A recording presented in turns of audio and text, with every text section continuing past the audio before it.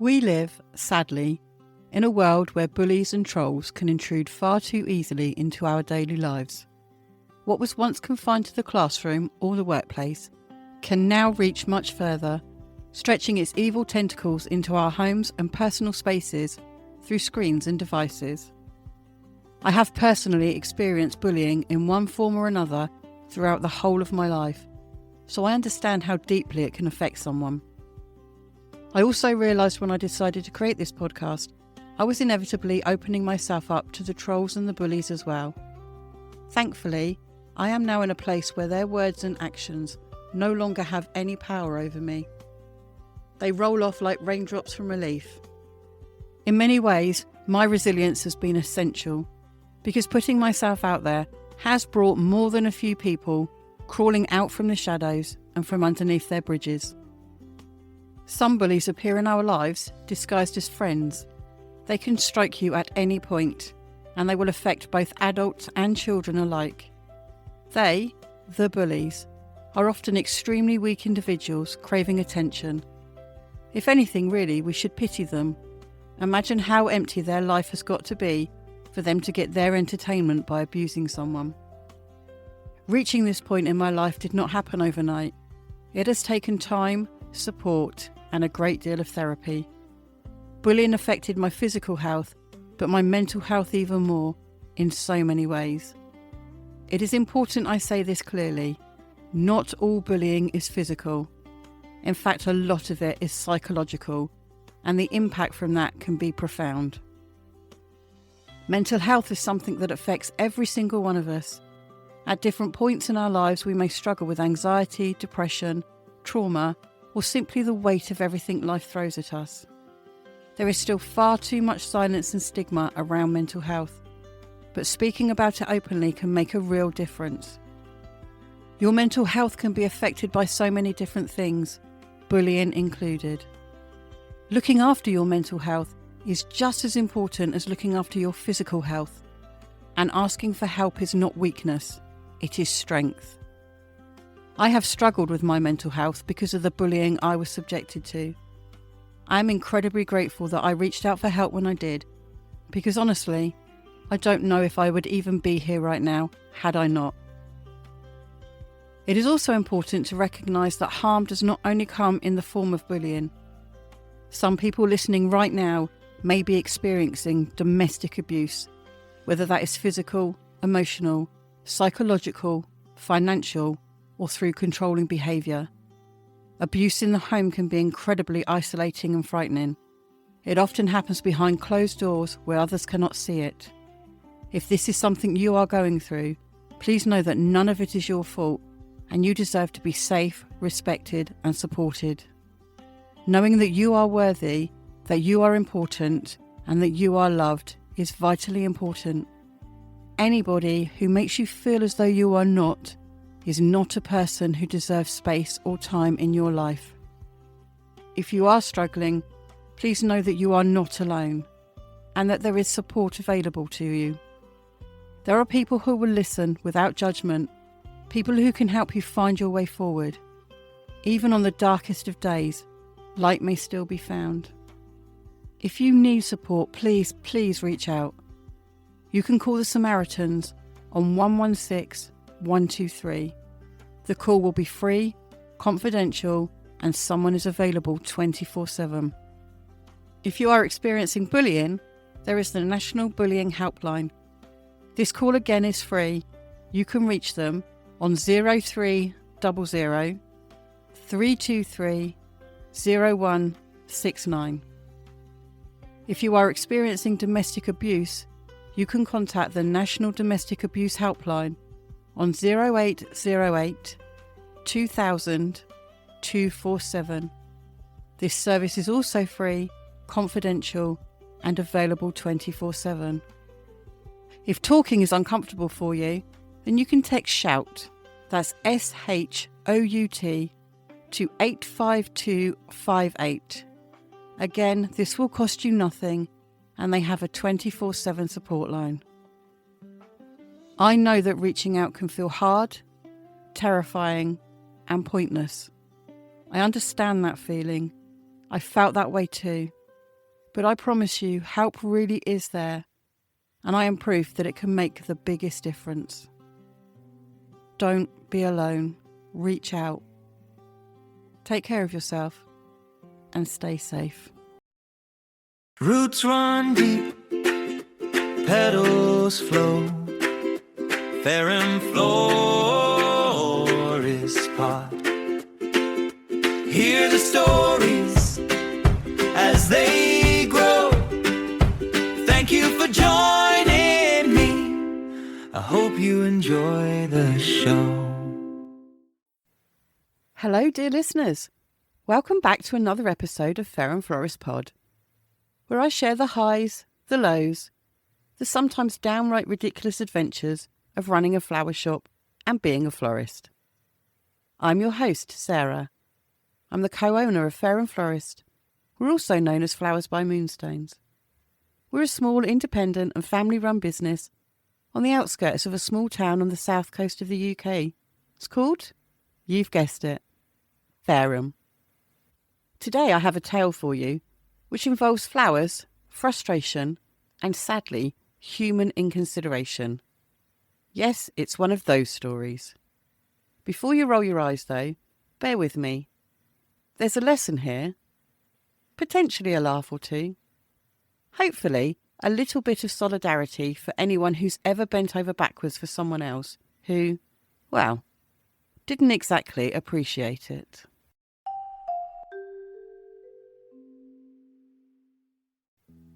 Hello, lovely listeners.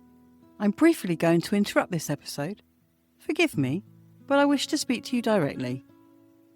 Producing this podcast takes time, energy, caffeine, and no small amount of courage. I create every episode independently, without a production team or external support. And whilst I am loving doing it, there are real costs involved in keeping it going. From hosting platforms and equipment, to editing software and script writing time, it's all adding up, far more than I initially anticipated. I completely understand that times are challenging for so many people right now, and support is never expected. However, if you are enjoying the show and would like to help me continue growing this little dream, you can do so by buying me a virtual coffee.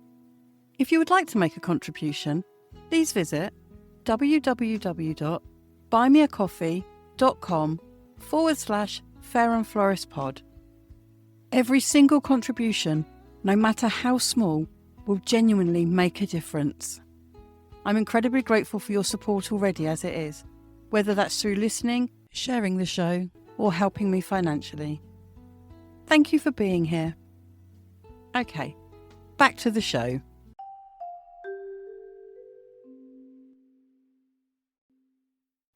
It all started with a phone call, as so many of these things do. I remember it clearly because of the tone. The lady was cheeky, tentative, just a little bit manipulative. She began with, "I have a bit of a request." Before I could respond, she continued, "I know you sometimes start work early. Is there any chance you'll be in early tomorrow?" Now, here's the thing. The chance that I would be in early was actually quite small. You see, I had an early hospital appointment.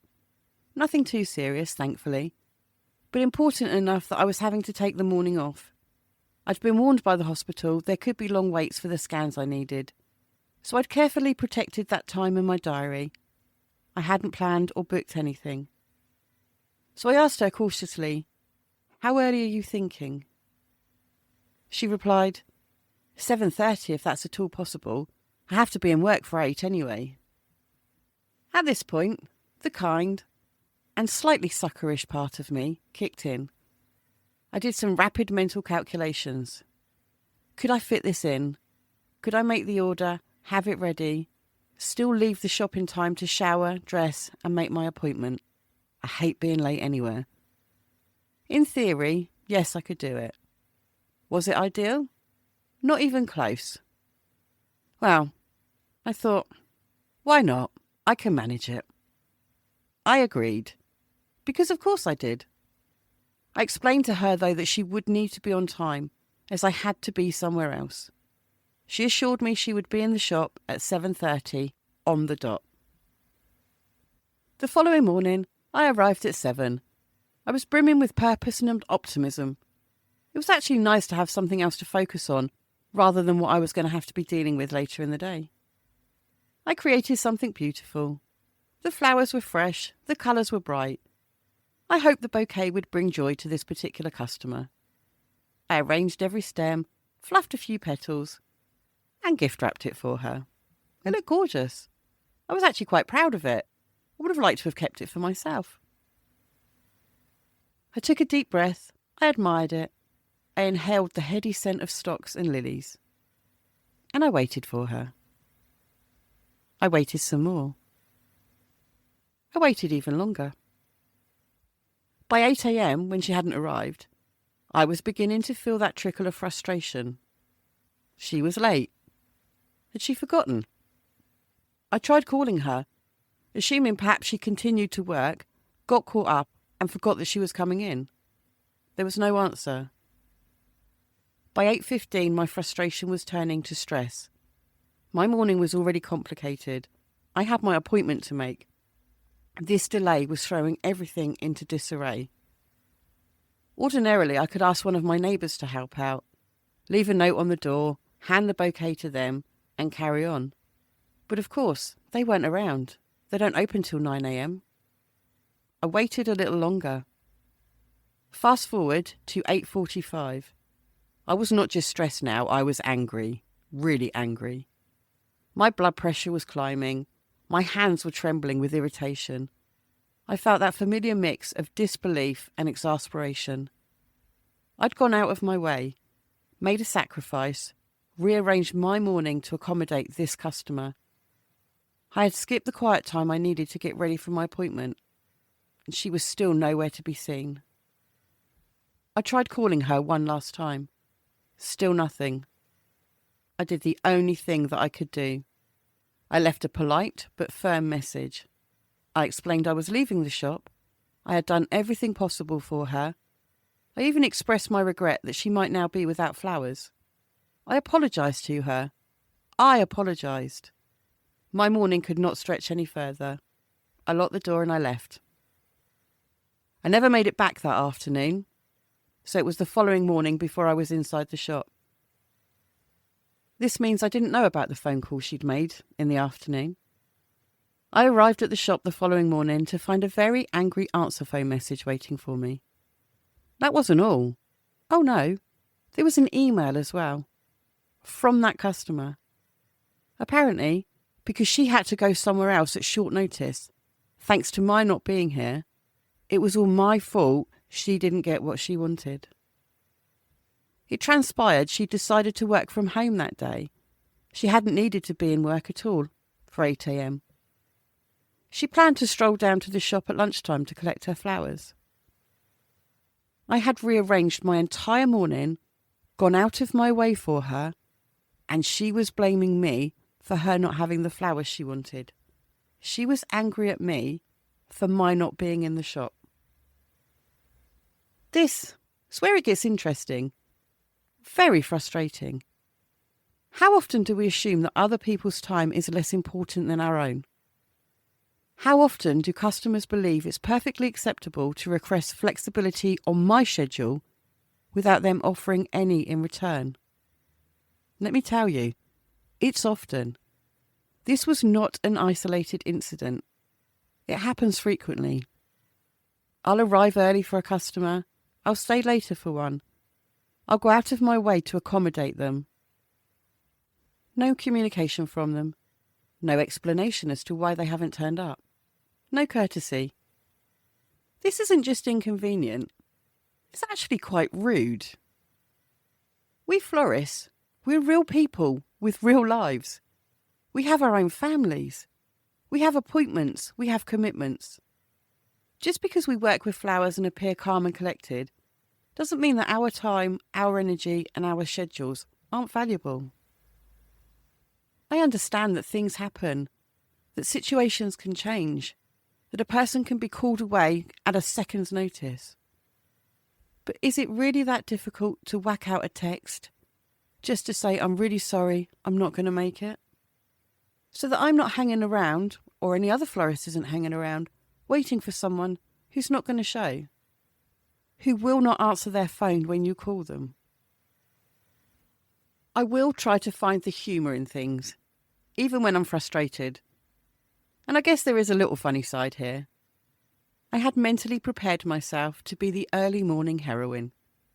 I imagined a triumphant scene. Arrive at the shop, create the bouquet, hand it over with a smile, exchange a few pleasantries, then head off to my hospital appointment, victorious and happy with myself for the rest of the day. Instead, though, I became the angry florist pacing the shop, talking to myself, ranting under my breath, mentally rehearsing my speech for the inevitable confrontation. When I finally left her my slightly offish voicemail, there was a small sense of satisfaction.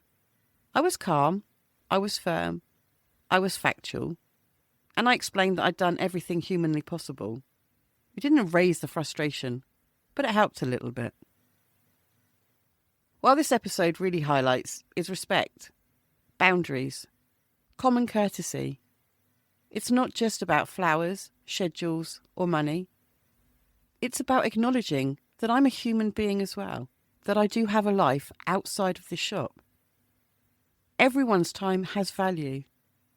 Going out of my way, surely that deserves just a little bit of recognition, a little bit of thought, some consideration. I often wonder, do people really realise how much effort can go into a single order? Every bouquet, no matter how simple, is created with care, intention, and thought. When that effort is met with indifference, or worse, in this case, blame because I wasn't here, it can be really disheartening. This is a lesson in boundaries, not just for customers, but for anyone asking a favour of someone else. Respect their time, their energy, and respect the lifestyle of the person you're asking. It's simple, really, but in this day and age it seems so easily forgotten. If you, my dear listener, take away anything from today's tale, please let it be communication and respect of other people's time. Remember, just because someone works in a shop doesn't mean that they exist solely to accommodate your whims. Any business owner, any shop, the people working there have lives, commitments, and time that deserve consideration. As for me, I've since learned to double-check early morning requests, clarify times, mentally prepare for anything. If I'm ever asked to come in early again, let's just say I might need a little extra coffee in the morning and a much larger glass of wine that evening. We all know, I'll still do it though, because for me, it's about my customers. Thank you for joining me today. Until next time, please remember, kindness, patience, and a little bit of consideration go a really long way. And if you ever find yourself needing flowers, try to be on time. Your florist will thank you for it. If you have enjoyed this episode, and I really do hope that you have, please feel free to share, subscribe, and leave a review wherever you get your podcasts. This can make a really huge difference and helps others to find us. I appreciate all feedback, good and bad, but if you are going to leave negative feedback, please keep it constructive and be kind. I'm a florist after all. Wait, there's more. Ba-da-da-da-da-dum. Ba-dum. Ba-da-da-da-da-dum. You can also find us and share with everyone on the usual social media sites: Facebook, Threads, Instagram, Blue Sky, Tumblr, Twitter, and any others which may pop up in between. Just look for Fareham Florist Pod. Please feel free to contact me with any questions you may have regarding any of the tales or experiences that I've shared, or just to do with being a general working florist. You can reach me via email. The address is farehamfloristpod@duck.com. That's DUCK for the duck.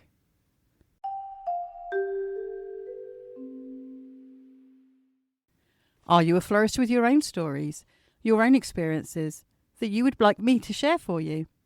If you are, I would love to hear from you. Again, you can reach me via the email address fairandfloristpod@duck.com, or you can drop me a WhatsApp on 073 671 87685. More than happy to keep you anonymous if you would like me to.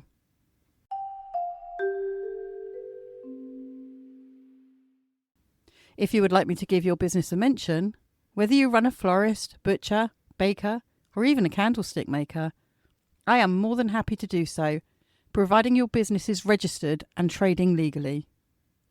As a thank you, though, for my putting your details out there, and hopefully generating some new business for you, it would be really appreciated if you would be kind enough to make a donation to one of our nominated charities. These can be found on the webpage www.fairandfloristpod.co.uk. That's it for today, where the petals gently sway. Thanks for sharing in the story and for your time with me today. Until next time when our paths will cross again.